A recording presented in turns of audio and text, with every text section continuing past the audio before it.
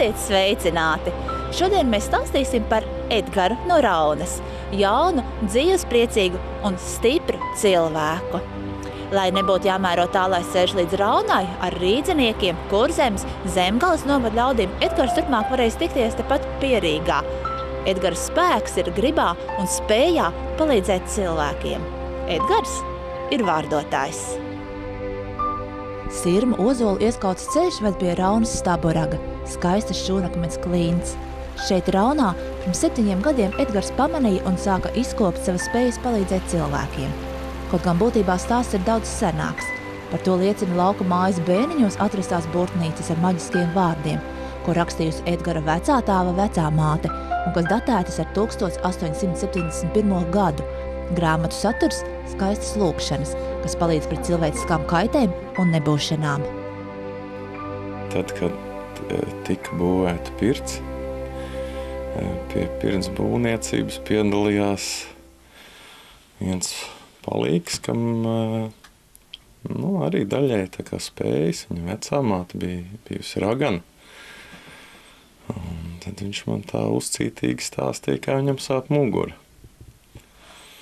Es teicu, visiem traki ar mugurām. Viņš tā uzcītīgāk un uzcītīgāk. Viņš, tu man darīsi kaut ko vai nedarīsi? Es saku, kāpēc domā, ka es kaut ko varu? Viņš saka, tu nestāsti, es zinu, ka tu vari, tev ir. Un tad, principā, šim te meistaram saved kārtībā muguras, izārstēja muguras sāpes.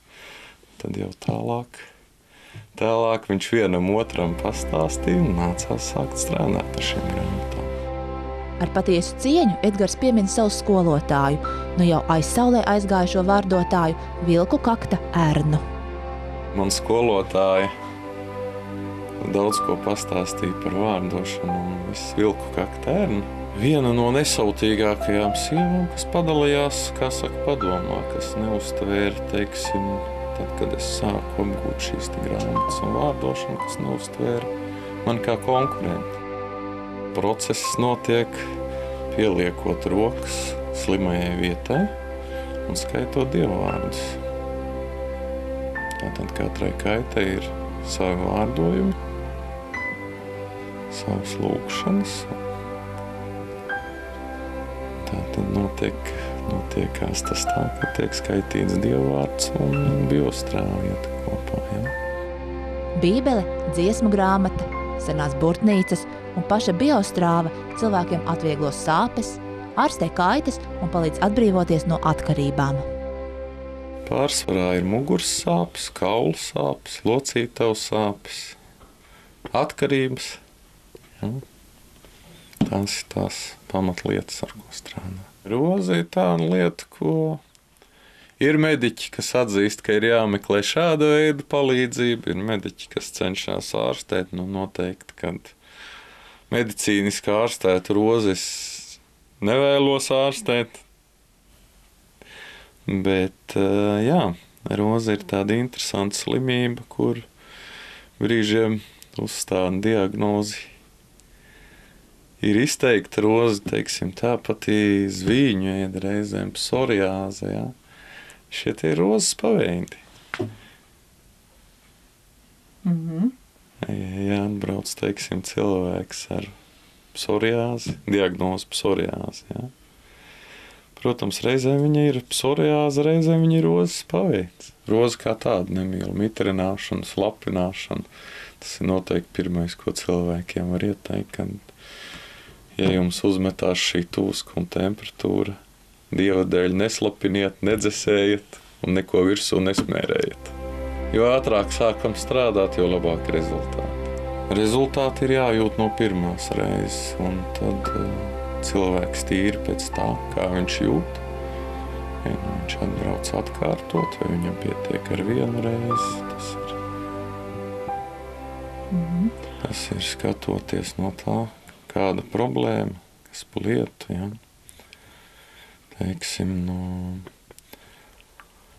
ar ļaunas acis un skaudības noņemšanu. Tur noteikti vajadzētu kādas 2-3 reizes. Ja? Pirmā reizē mēs konstatējam faktu kā tādu. Tad attiecīgi strādājam. Aija, kura pēc profesijas ir zobārste, stāsta, ka gan pati, gan kolēģi pie Edgara brauc nevien individuāli, bet arī aicina pie sevis uz klīniku. Tev pazūd sāpes, un tev ir arī šī te pareizā attieksme, ko tu jūti no šī te cilvēka, kurš palīdz tev tikt vaļā no tavām problēmām. Protams, tas nav tikai tā, kā personīgi es atbraucu un man izārstē, un es vairs neko nedaru. Es tāpat vingroju, un es tāpat zināmā mērā rēķinos ar to, kādās pozās es strādāju. Un tikai tajā brīdī, kad tu esi sapratis, ka ir varbūt jāpalūdz palīdzību arī vēl papildus enerģētiski spēcīgiem cilvēkiem, tad tu brauc uz šejieni, bet es tā dzirdēju, ka beidzot mēs varēsim tikt pie mūsu glābēja arī Jūrmalā. Jo Jūrmala no Rīgas noteikti ir tuvāk nekā līdz Raunai. Tas ir diezgan patāls ceļš mērojams, bet ko nedarīsi veselības labā. Kā mums zobārstiem teikt, kad pacients ir mūsu labākā reklāma, tā arī dziedniekiem noteikti. Viņa darbs, tā ir viņa, pat ne reklāma, tā ir viņa vārda iešana tautā. Palīdzot un ārstējot, Edgars braukā pa visu valsti. Daudz iznāk bērniem strādāt, jo, vecāki šodien nepiedomā pie tādām senām lietām, ko vecie ļauži zināja. Mums pašlaik ir visi sociālie tīmekļi, kur tiek sagrūstas iekšā jaundzimušu bērnu bildes, un tad sākās problēmas. Bērnus nenokristīja, bet jau 2., 3. dienā pēc dzemdībām bērnu bildes ir ieliktas sociālajos tīklos, palielīties visiem. Bet tur arī skatās daudz cilvēku, kas netiek pie bērniem. Reizēm jau tā skaudība tīri neapzināta. Galvenā problēma tā, ka cilvēki vairs nemāk atrast laiku sev un atpūtai. Tad visi ir iedzīti šajā naudas pelnīšanas virpulī. Ir kā saka, darbs, plāni, nauda, un pārējais ir pašās beigās, tad, kad atliek laika. 7 gadu laikā bijuši gadījumi, ko kāds sauc par brīnumu, kāds dieva zīmi, mūsdienās populāri teikt veiksmes stāsts, bet kam pamatā ir ticība un darbs. Atveda sievieti mazdēli, nonesa uz rokām. Problēma bija mugurkaulā. Sakārtojām mugurkaulu. Pie kam sieviete bija ļoti ticīga. Ja? Arī, kā saka, līdz ar mani skaitīja lūkšanas un strādājām. Principā pēc stundas darba mēs gājām savām kājām uz mašīnu. Tas viss ir arī atkarīgs no dzīvesveida un domāšanas. Ja? Ir manā praksē brīnišķīgi piemēri, kur cilvēks, kurš jau ir aprakts 5 gadi atpakaļ, pašlaik ir sācis pilnīgi jaunu dzīvi un dzīvo brīnišķīgi. Ja?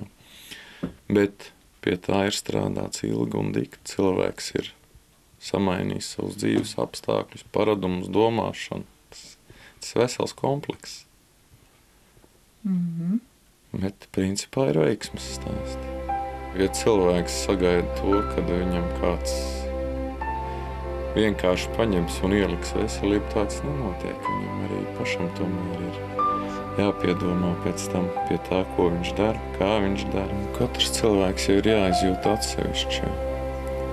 Ne jau, visās situācijās ir iespējams palīdzēt. Ja? Bet noteikti sarunas gaitā mēs to saprotam, kur ir šī problēma un kā būtu labāk viņu risināt.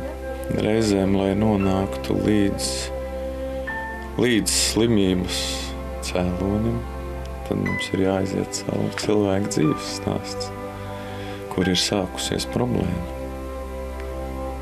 Kurā brīdī ir bijis šis pagrieziena punkts, kad ir sākusies šī problēma, ja? Kur varbūt cilvēks reizēm pats nav pamanījis, nav jutis. Principā es strādāju uz ziedojumiem. Ja? Tad cik cilvēks pats nolem. Tik viņš, kā saka, ziedo. Palīdzību netiek atteikta nevienam. Cilvēki griežas pēc palīdzības, noteikti viņiem vajadzētu līdzi ņemt ūdeni, cukuru, sāli, kādu smēri pie sāpēm. Ja? Jo šīs tās lietas, uz kurām es runāju vārdu, un strādā kā enerģijas nesējs. Ja? Tātad tajā momentā, kad cilvēks ir pie manīm uz galda, es viņam dod enerģiju no sevis. Bet tajā pašā laikā ar cukuru, ūdeni, sāles viņam, svecēm, ja? Novārdojot sveces, ūdenis, iedod līdzi, un viņš var turpināt strādāt ar sevi. Palīdzēt Edgars spēja arī dzīvniekiem. Laikam es esmu viens no retajiem Latvijā. Informācijas par citiem nav, bet cik es sapratu no darba apjoma, cik braucu Latgales virzienā, braucu tepat pa Vidzemi, tad es saprotu, ka nav cilvēki, kas strādā ar lopiem. Tieši šī te pati ļauna acis, ja? Kaimiņš noskauž. Tam kaimiņam ir tāds brangs ganāmpulks un ir izslaukumi, ir tas, ja? Un pēkšņi skaties, tur sāk zust izslaukumi, sāk tur lopi slimot, ja?